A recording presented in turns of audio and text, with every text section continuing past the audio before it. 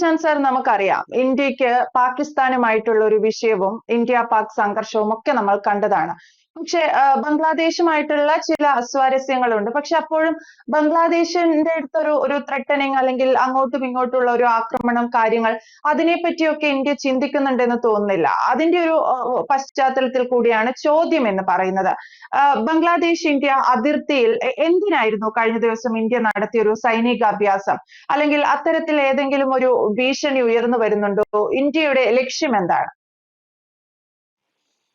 തീർച്ചയായിട്ടും നമ്മൾ സിന്ദൂർ എന്ന് പറയുന്ന അല്ലെങ്കിൽ യുദ്ധം, പാകിസ്ഥാനുമായിട്ടുള്ള യുദ്ധം അല്ലെങ്കിൽ തിരിച്ചടിക്ക് ശേഷം നമ്മൾ വിചാരിക്കുന്നത് പോലെ പാകിസ്ഥാൻ പരാജയപ്പെട്ടു, നമ്മുടെ അടുത്ത് വന്ന് പറഞ്ഞു അയ്യോ രക്ഷിക്കണേ, ഞങ്ങളെ നിർത്തി, ഞങ്ങളെ അടിക്കല്ലേ എന്നൊക്കെ പറഞ്ഞിട്ട് ഇപ്പം ഒരു ഒതുക്കത്തിൽ നിൽക്കുന്ന പാകിസ്ഥാൻ. ഒരുപക്ഷെ യുദ്ധം അല്ലെങ്കിൽ വെടിനിർത്തലിന് ശേഷവും പ്രകോപനം സൃഷ്ടിച്ചിരുന്ന പാകിസ്ഥാൻ, ആ പാകിസ്ഥാനെ നാളെ കാലത്ത് പാകിസ്ഥാൻ അങ്ങ് ഒഴിഞ്ഞ് അങ്ങ് നല്ല കുഞ്ഞായി നല്ല പിള്ളയായി അങ്ങ് പോകും എന്നുള്ള രീതിയിലേക്കുള്ള ഒരു ചിന്തയൊന്നും ഇന്ത്യ മഹാരാജ്യത്തിൽ ഉണ്ട് എന്ന് എനിക്ക് തോന്നുന്നില്ല.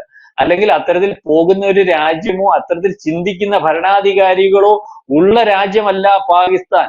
ആ പാകിസ്ഥാന്റെ അതേ സ്വഭാവത്തിൽ ഒരുപക്ഷെ അതിനെക്കാട്ടിൽ ഒരു പടി മുൻപിൽ നിൽക്കുന്ന രീതിയിലേക്കുള്ള രാജ്യമായിട്ടാണല്ലോ ബംഗ്ലാദേശിനെ കുറച്ച് ദിവസമായിട്ട് നമുക്ക് കാണുവാൻ സാധിക്കുന്നത്.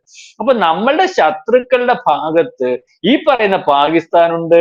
ബംഗ്ലാദേശിനകത്ത് യൂനസ് വന്നപ്പോൾ ആ രാജ്യത്തിനകത്ത് ISI ഉൾപ്പെടെയുള്ള പാകിസ്ഥാൻ പട്ടാളം ഉൾപ്പെടെ ഉള്ളവർ കയറി ആ രാജ്യത്തെ എങ്ങനെ ഇന്ത്യക്കെതിരെ ആക്കാമെന്നുള്ള രീതിയിലേക്ക് കൊണ്ടുവരുന്നതിനും ഇന്ത്യക്കെതിരെ പ്രസ്താവന നടത്തുന്നതിനും ഇന്ത്യയെ ശത്രു രാജ്യമായിട്ട് തീരുമാനിക്കുന്നതിനും ഒക്കെ ഏറ്റവും കൂടുതൽ സമയം കണ്ടെത്തിയിരുന്ന രാജ്യമായിട്ട് അല്ലെങ്കിൽ അതിന് തയ്യാറെടുക്കുന്ന രാജ്യമായിട്ടാണ് ബംഗ്ലാദേശിനെ നമ്മൾ കണ്ടത്. അപ്പൊ നമ്മുടെ ശത്രുവായിട്ടുള്ള ബംഗ്ലാദേശ്, ചൈന, പാകിസ്ഥാൻ, നമ്മൾ പ്രത്യക്ഷത്തിൽ മനസ്സിലാവുന്ന 3 രാജ്യങ്ങളാണ്.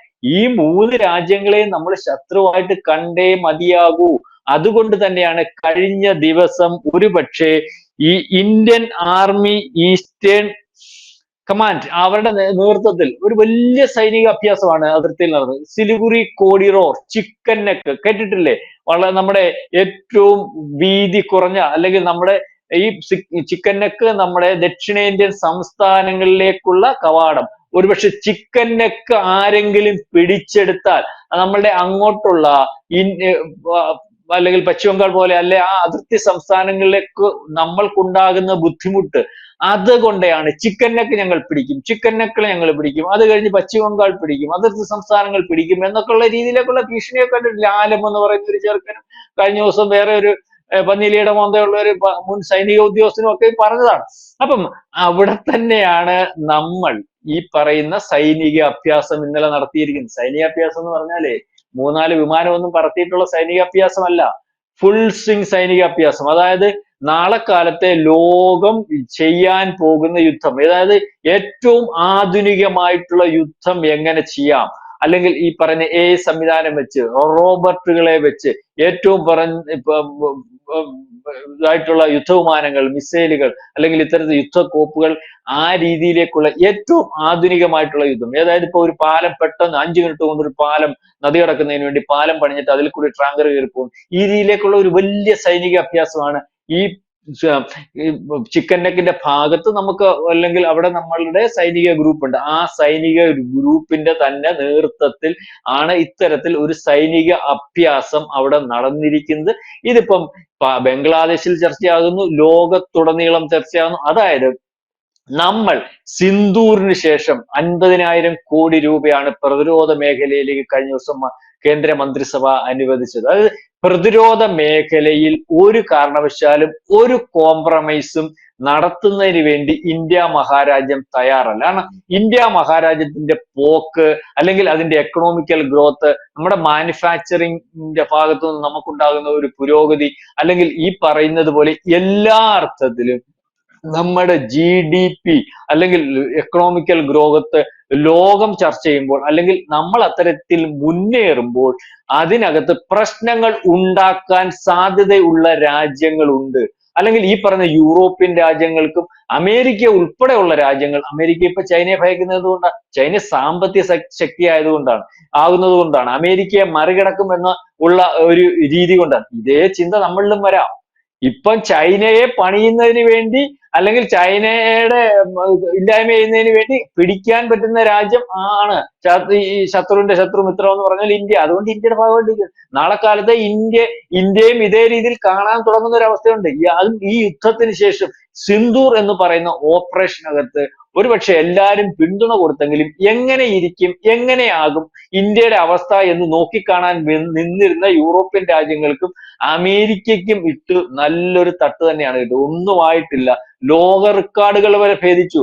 6 ദിവസം കൊണ്ട് അറബിക് രാജ്യങ്ങളുടെ യുദ്ധം ജയിച്ച ഇസ്രയേലിനെ മറികടന്ന് 4 ദിവസം കൊണ്ട് നമ്മൾ ആഗ്രഹിച്ചിടത്ത് പാകിസ്ഥാനെ കൊണ്ടെത്തിക്കാൻ കഴിഞ്ഞ ഒരു യുദ്ധമായിട്ടും ആ യുദ്ധം ചെയ്ത രീതി വെച്ച് ലോകം ഇന്ത്യയെ നോക്കിക്കാണുമ്പോഴും ഇതുപോലെയൊക്കെ യുദ്ധം ചെയ്യാൻ പറ്റുമോ എന്ന് ലോകം ചർച്ച ചെയ്യുമ്പോഴും അതിനകത്ത് ഉപയോഗിച്ച ആയുധങ്ങളെ പറ്റി നമ്മൾ പറഞ്ഞതല്ലാതെ എന്താണ് ഉപയോഗിച്ചത്, ഇതേ രീതിയിൽ പ്രതിരോധിക്കാൻ പറ്റുന്ന ഒരു രാജ്യമാണല്ലോ, അല്ലെങ്കിൽ പ്രതിരോധ സംവിധാനം ഇത്രയും വലുപ്പത്തിൽ എങ്ങനെ സാധിക്കുന്നു എന്ന് ലോകം ചർച്ച ചെയ്യുമ്പോൾ അത് റഷ്യയും ഉക്രൈനും അല്ലെങ്കിൽ പശ്ചിമേഷ്യയിലെ ഇസ്രായേലുമായിട്ടുള്ള യുദ്ധത്തിൽ പോലും താർ സംവിധാനവും അയൺഡോം സംവിധാനവും ഒക്കെ ഉണ്ടായിട്ടും അല്ലെങ്കിൽ S-4 റഷ്യയിൽ ഉണ്ടായിട്ടും അവർക്ക് പോലും പ്രതിരോധിക്കാൻ, ശത്രുരാജ്യങ്ങൾ ഡ്രോണുകളെ പ്രതിരോധിക്കാൻ പറ്റാത്തപ്പോൾ ഒരു ഡ്രോണോ ഒരു മിസൈലോ ഒരു ഫൈറ്റർ ജെറ്റോ കടത്താൻ അല്ലെങ്കിൽ കടക്കാൻ സാധിക്കാത്ത രീതിയിൽ ഇത്തരത്തിൽ യുദ്ധം ചെയ്യാൻ സാധിച്ചത് എങ്ങനെയാണ് എന്ന് ലോകം ചർച്ച ചെയ്യുമ്പോൾ ഇവിടെ കയറി അല്ലെങ്കിൽ ഇന്ത്യ മഹാരാജ്യം പ്രതിരോധ സംവിധാനത്തിൽ യാതൊരു കോംപ്രമൈസും ഇല്ല. അതായത് വളർച്ചയെ തടസ്സം നിർത്താൻ അല്ലെങ്കിൽ നമ്മുടെ തടസ്സം ഉണ്ടാക്കാൻ വരുന്ന രാജ്യങ്ങൾ, ശത്രു രാജ്യങ്ങൾ, അത് ആരായാലും അതിനകത്ത് അതിനെ മറികടന്ന് മുന്നോട്ട് പോകുന്ന രീതിയിലേക്കുള്ള ഒരു ഇന്ത്യ ആയിരിക്കും ഇന്ത്യ. ഇതിനകത്ത് ബംഗ്ലാദേശ് എന്ന് പറയുന്ന രാജ്യം നമ്മൾക്കറിയാം, നമ്മൾക്ക് ബുദ്ധിമുട്ട് ഉണ്ടാക്കാൻ നിൽക്കുന്ന രാജ്യമാണ്. ഒരുപക്ഷെ പാകിസ്ഥാനെ അടിച്ചാൽ നമ്മുടെ പശ്ചിമേഷ്യയിലെ അല്ലെങ്കിൽ നമ്മുടെ സംസ്ഥാനങ്ങൾ അല്ലെങ്കിൽ ബോർഡർ സംസ്ഥാനങ്ങളൊക്കെ പിടിച്ചെടുക്കണമെന്ന് പറഞ്ഞ അത്തരത്തിലുള്ള രാജ്യമാണ് ഈ പറയുന്ന ബംഗ്ലാദേശ്. അല്ലെങ്കിൽ ഇതുപോലെ ഇന്ത്യയെ ആക്രമിക്കുന്നതിന് വേണ്ടി സംവിധാനങ്ങൾ ഒരുക്കിത്തരാം. ഈ ചിക്കൻ നെക്ക് എന്ന് പറയുന്ന സ്ഥലത്ത് സൈനിക താവളം ഉണ്ടാക്കുന്നതിന് വേണ്ടി സംസാരിച്ച യൂനസുള്ള അല്ലെങ്കിൽ ഭരണാധികാരിയുള്ള രാജ്യമാണ് ഈ ബംഗ്ലാദേശ്. അപ്പം നമ്മൾക്കെതിരെ നീങ്ങാൻ ശത്രു രാജ്യങ്ങൾ വരുമ്പോൾ, ചൈനയെ പോലെയുള്ള രാജ്യങ്ങൾ വരുമ്പോൾ, പാകിസ്ഥാനെ പോലെയുള്ള രാജ്യങ്ങൾ വരുമ്പോൾ അതിന്റെ കൂടെ കൂടി നമ്മളെ ആക്രമിക്കാൻ സാധ്യതയുള്ള ഒരു രാജ്യം തന്നെയാണ് ബംഗ്ലാദേശ്. ആ രാജ്യത്തിന് ഒരു താക്കീതും കൂടിയാണ് ഈ സൈനിക അഭ്യാസം. നമ്മൾ ഇനിയും പറയുന്നതിന് മുമ്പ് ഞങ്ങൾ തയ്യാറാണ്, ഞങ്ങളോട് മുട്ടിയാൽ, അല്ലെങ്കിൽ ഇന്ത്യ മഹാരാജ്യത്തിന് ബുദ്ധിമുട്ടുണ്ടാവുന്ന ഒരു കാര്യം ഉണ്ടായാൽ അത് ബംഗ്ലാദേശ് ആയാലും ആരായാലും തിരിച്ചടിച്ചിരിക്കും. അതിന് ഏറ്റവും കൂടുതൽ സാധ്യതയുള്ള അടുത്ത രാജ്യം ബംഗ്ലാദേശ്. പാകിസ്ഥാൻ കഴിഞ്ഞു, പാകിസ്ഥാൻ ഒരു പരിധിവരെ ഒതുങ്ങിയെന്ന് പറയാൻ പറ്റത്തില്ല, പക്ഷെ ഒതുക്കിയിരിക്കുന്നു. ഇനിയും നമ്മളോട് മുട്ടാൻ സാധ്യതയുള്ള രാജ്യം ബംഗ്ലാദേശ്. മുട്ടാൻ സാധ്യത എന്ന് പറയാൻ നാണക്കേടാണ് അങ്ങനെ പറയുന്നത്, എന്നാലും ഞാൻ പറഞ്ഞതേ ഉള്ളൂ. BSF ജവാന്മാർ 2 മണിക്കൂർ വേണ്ട വിധത്തിൽ യുദ്ധം ചെയ്താൽ തീരുമാനമാകുന്ന ഒരു രാജ്യം മാത്രമാണ് ബംഗ്ലാദേശ്. അത്തരത്തിലേ ഉള്ളൂ ബംഗ്ലാദേശ്. എന്നാലും ആ ബംഗ്ലാദേശിനെ മുന്നിൽ നിർത്തി, ശിഖണ്ഡിയെ മുന്നിൽ നിർത്തി മഹാഭാരത യുദ്ധത്തിനകത്ത് വലിയ കക്ഷികളെ വീഴ്ത്തിയതുപോലെ ബംഗ്ലാദേശ് വന്നാൽ ആ ബംഗ്ലാദേശിന്റെ പിറകിൽ ആളുണ്ടാവും. പാകിസ്ഥാന്റെ പിറകിൽ ഉണ്ടായതുപോലെ, പറയുന്ന തുർക്കി ഉണ്ടായതുപോലെ, ചൈന ഉണ്ടായതുപോലെ ഈ ബംഗ്ലാദേശ് ഇന്ത്യയോട് യുദ്ധം ചെയ്യാൻ തീരുമാനിക്കുന്ന ഒരവസ്ഥ വന്നാൽ നമ്മൾ ഭയക്കേണ്ടത് അത് ബംഗ്ലാദേശ് അല്ല, അതിന്റെ പിറകിൽ ആളുണ്ട്. ഇന്ത്യയുടെ പുരോഗതിയെ ഭയക്കുന്നവർ അതിന്റെ പുറകിലുണ്ട്. ഇന്ത്യയെ തീർക്കുന്നതിന് വേണ്ടി ശത്രു രാജ്യങ്ങൾ അതിന്റെ പുറകിലുണ്ട്. വലിയ ബലം അതിന്റെ പുറകിൽ, അത് ഇന്ത്യക്കറിയാം. അതുകൊണ്ട് തന്നെയാണ് എന്തിനും തയ്യാർ.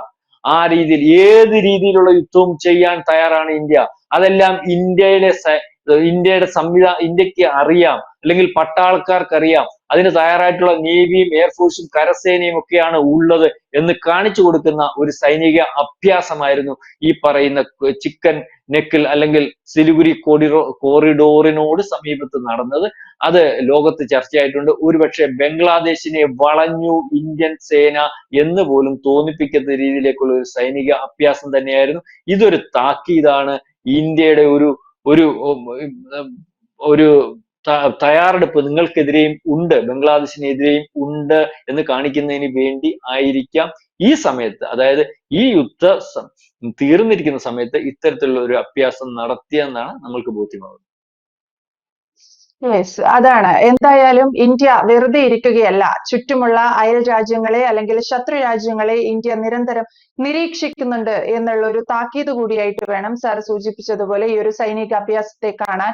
ബംഗ്ലാദേശ് എന്തെങ്കിലും പ്ലാൻ ചെയ്യുന്നുണ്ടെങ്കിൽ അത് പാകിസ്ഥാനൊപ്പം ചേർന്നിട്ടാണെങ്കിൽ പോലും ഇന്ത്യക്കെതിരെ എന്തെങ്കിലും പ്ലാനിംഗ് ഉണ്ടെങ്കിൽ അത് നടക്കില്ലെന്നും ഇന്ത്യ ഏത് വിധത്തിൽ സജ്ജമാണെന്നും കൂടി ബോധ്യപ്പെടുത്തിയിരിക്കുന്നു.